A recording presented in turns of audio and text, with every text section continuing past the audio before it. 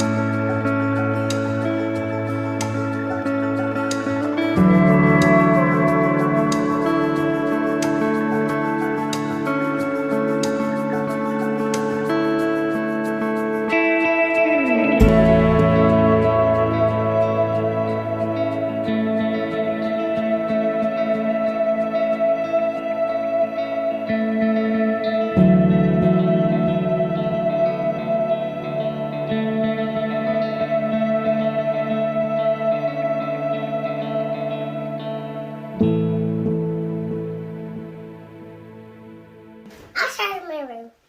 Here. This is my room. This is your room? Yeah. We have 3 children, 5 and 3 and 2 years old. We have 2 biological children and 1 adopted. Well, what happened is when we first got married and we decided that we were trying to have kids, we were told that it wasn't going to happen. We didn't have a chance to have kids. And so we were pretty bummed out about that. And so we decided to start pursuing adoption. And we pursued adoption, and it took us quite a long time to get everything settled with FBI clearances and home studies and finances and just everything that goes into adopting. Lots of hoops to jump Lots through. of hoops to jump through. And it ended up, we were on the adoption list for like 4 years, almost. About 3.5, yeah. Probably by the time we started. It was a long time. Between when we started and then when we adopted Teddy. And then in the meantime, the Lord provided us with 2 biological children that we weren't supposed to have. Yes. In the meantime. So I was a registered dietitian. I'm no longer licensed, but that's what I was doing when we got married.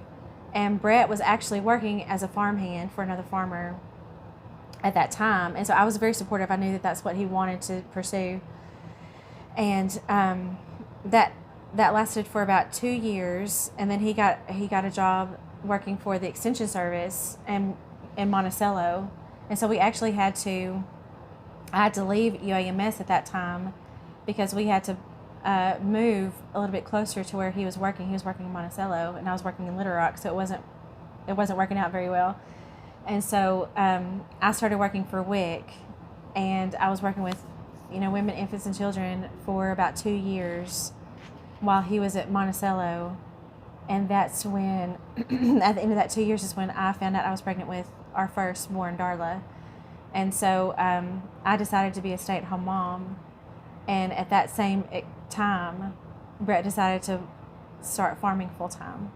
And so we call it career, it was a joke, but we called it career suicide because I was quitting work and he was changing it to a completely different job that was not a guaranteed income. And so we just had faith that God was going to take care of it at that time. And he did. I really enjoyed, I thought that farmers were very resourceful, and it seemed to me like whenever I met a farmer, it seemed like they knew how to do everything. When I was a kid, I was around some farmers. I went to church with some farmers, and just being around them a little bit. And I didn't know anything about the farming lifestyle because my family isn't in farming, and neither is Juli's. And so we didn't have a background necessarily, but from the outside looking in, I really was intrigued by farmers because I thought that they were kind of jacks of all trades. They kind of could do anything. They could fix anything. If you needed help, it seems like they had good advice. They have been there.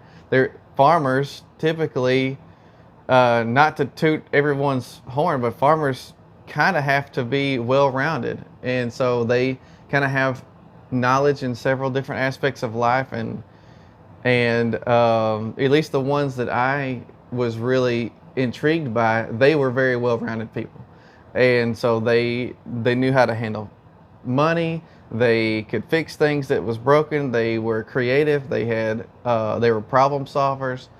It seemed like they had a lot on their shoulders, yet they could handle it, and so I really admired that part of farmers. And I know that not every single farmer is like that, but the people who I was looking towards, they could handle it pretty well. And so I was like, you know what, I would love to be that. I want to be well-rounded. I want to be, smart with money. I want to be able to handle a lot of pressure if need be, and still be calm, cool, and collected. And so I was really intrigued by that, and I thought that farming was cool. Operating big machinery is cool. I have been doing it now full time for several years. I still love driving a tractor. I like it. I like driving a combine. I like driving a big truck, and working and being around big equipment is pretty neat.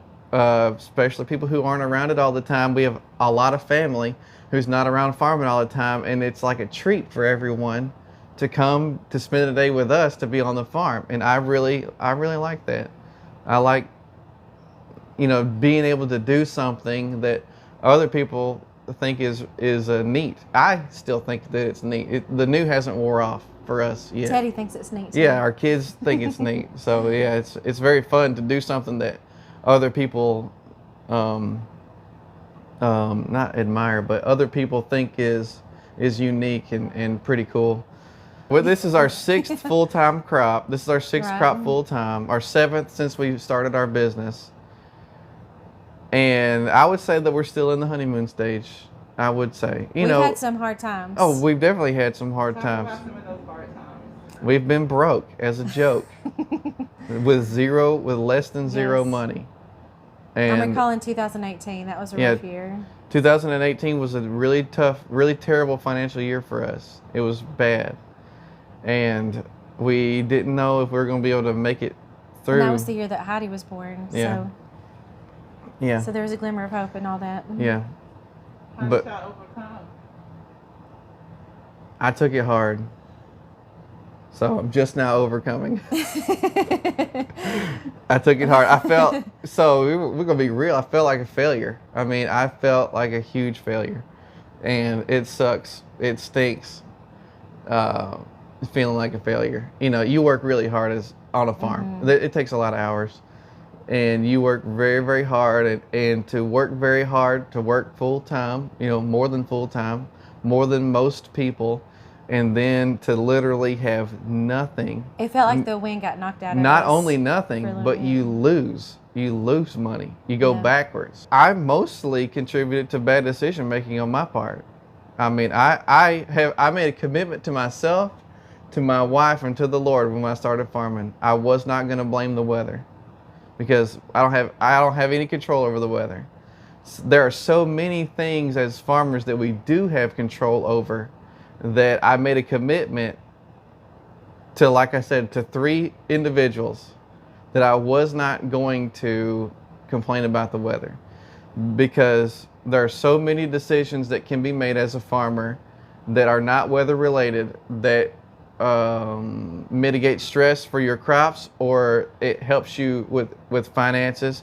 It alleviates risk. You can do things on the farm to help you have a little bit more sure success, that's not weather related. But I personally really like and am an advocate for no-tilling, and so we try to no-till as much stuff as possible. A lot of our operation is no-tilled.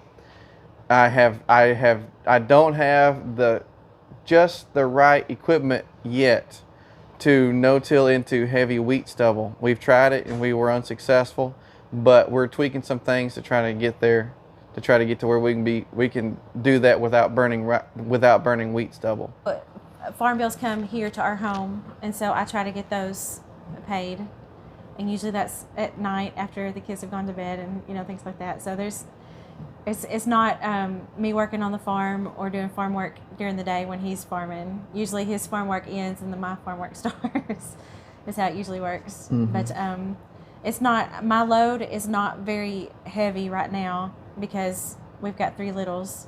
Teddy is extremely interested in tractors and tools and tires and wheel, all that kind of stuff. And so we're hoping that maybe he'll walk on into the farm. We've made it. We've really been very deliberate about making, about how the kids' perspective towards farming is. It's in a good light, and so and we try to make it fun for them too. Yeah, when they go to the farm. We do make it fun. We try to make it a fun event. They get to ride the tractor. They get to ride the side-by-side, check Right. fields and that kind of stuff. So we really advocate for that, because we keep lots of ice cream in the freezer in the yeah, shop. we keep ice cream in the freezer. But we want them to think of farming as a positive thing, something that they enjoy, something that they know that we enjoy, because we do. Like I said, the new hasn't wore off, and so we really do enjoy farming, and we're not just pretending. And like we've said before, being first generation farmers, we got into farming because we wanted to. And so we didn't get into farming because we were forced to, or because our dad or our grandfather was in farming and that was the next. And it definitely wasn't our only option. Yeah. We liked the idea of it. Yeah, we want, this is something that we wanted to do. And I'll say this because I've said it to a lot of people. Without it sounding too braggy, we can be looked at as like the epitome of someone who wants to pursue the American dream, because we did not start with a big operation with a lot of money, but in America, we still live in a great country to where if you want to do something unique or special or big, you have to have one thing, and that's you have to want to. So what else do you all like to do for fun, hobbies, I forgot what hobbies are. Yeah. I'm just kidding.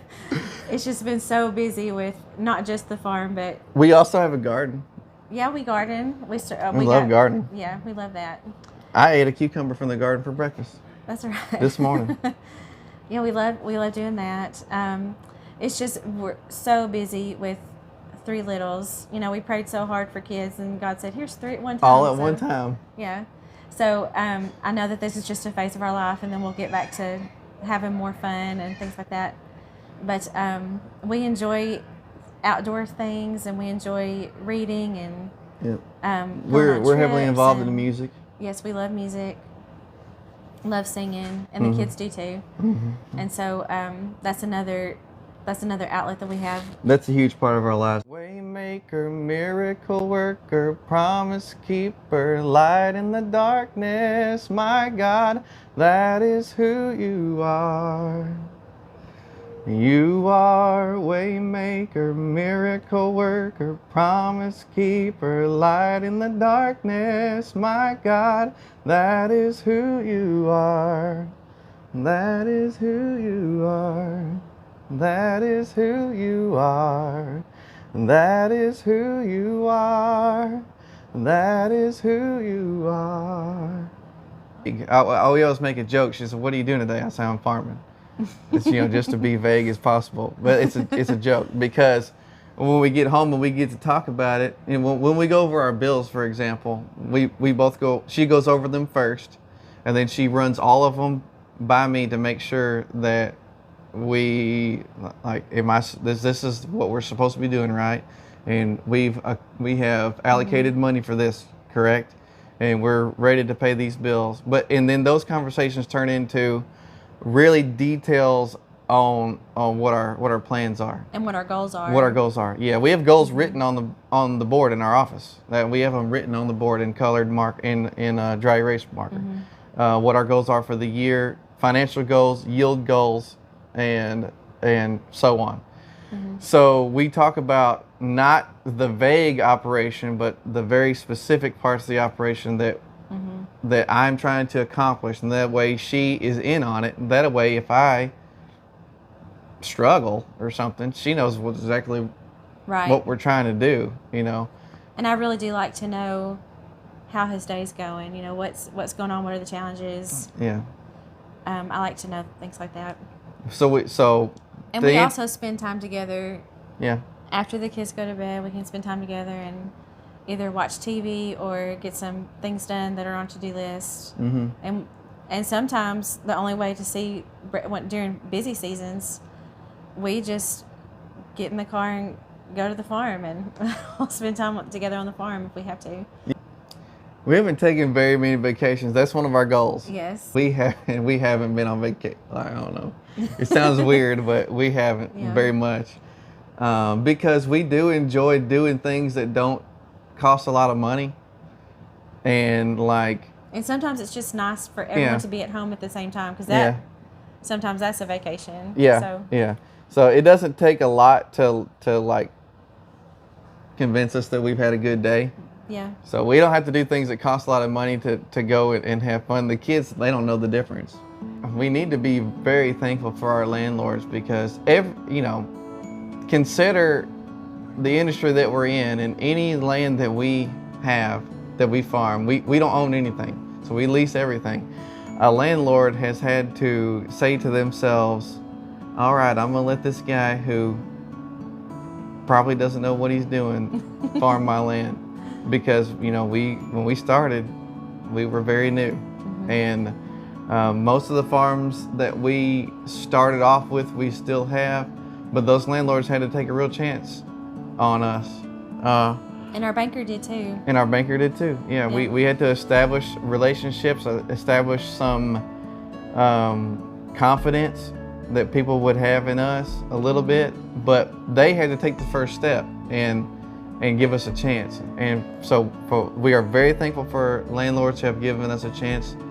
We're very thankful for our banker. We're very thankful for a couple of other farmers that really helped us along. And just the networking and encouragement and things like that they, bouncing ideas off each other and things like that. That means a lot to us. A lot of farmers have been very, very helpful in giving us advice and giving us tips, and helping us borrow their equipment, and helping us harvest, helping us plant, and we owe a lot of people a lot. We really do.